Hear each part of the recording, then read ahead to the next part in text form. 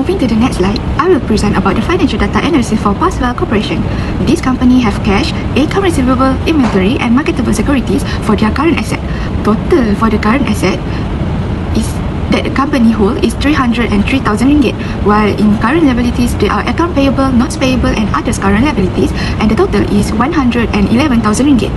Using the total current asset and total current liability, we will calculate the net working capital of Paswell company. Next, temporary versus permanent current assets. Temporary current assets refers to assets that change depending on the company's level of production or sales, such as account receivables and inventories. These assets will increase when sales rise and decrease when sales fall. On the other hand, permanent current assets are assets that the company must maintain at all times for daily operations, regardless of sales level. Examples of permanent current assets include marketable securities and cash. So, how to calculate net working capital? Net working capital equal to total current asset minus current liability.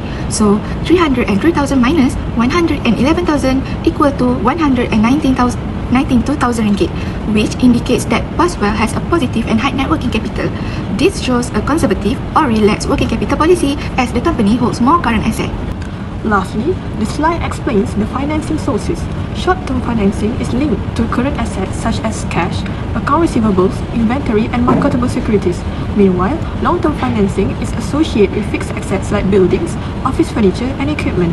In simple terms, short-term financing supports short-term assets, while long-term financing is used to fund long-term assets. So, in conclusion, Paswell Corporation is in a stable financial position with a strong positive net working capital and suitable financing structure. Bye! Next, I will explain the conservative approach using the information shown in the slides. First, the company has very high current assets such as cash, inventory, and receivables. This shows the firms want to stay safe and always have enough money to pay its bills. The company also keeps extra money in marketable securities, which means it saves extra funds in a safe place for emergencies. Next, the company has low short-term liabilities, only 11,000 ringgit Malaysia. This means it does not depend much on short-term borrowing and prefers to avoid risky temporary financing. The firm also keeps a lot of inventories, which shows it wants to avoid running out of stocks and make sure operation runs smoothly. When we look at the financing diagram, we can see that most of the company's financing come from long-term funds, which total RM384000. This long-term financing covers fixed asset, permanent current asset, and even part of the temporary current asset. Only a small part of the temporary asset is financed by short-term funds. Overall, the numbers and the diagram both show that the company is using a conservative working capital approach, which means it focuses on safety, strong liquidity, and low risk. If you look at the graph on the left, you can see that under this policy, the level of current asset is kept high even when sales increase.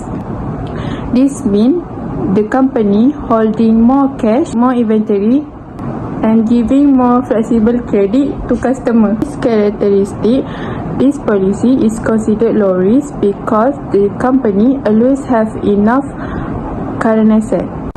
However, the return is also low because money is not being used efficiently. For example, too much cash. So that explains how the relaxed capital working policy works. High liquidity, low risk, but low return. Alright, so now let's move on to the conclusion. Let's look at the three major key findings from the data we collected. First, the firm maintains a strong liquidity position, demonstrated by a positive net working capital of 192,000 ringgit, which indicates its ability to comfortably meet short-term financial obligations. Second, the analysis confirms that the firm adopts a conservative working capital approach, as shown by its high level of current assets and minimal reliance on short-term liabilities.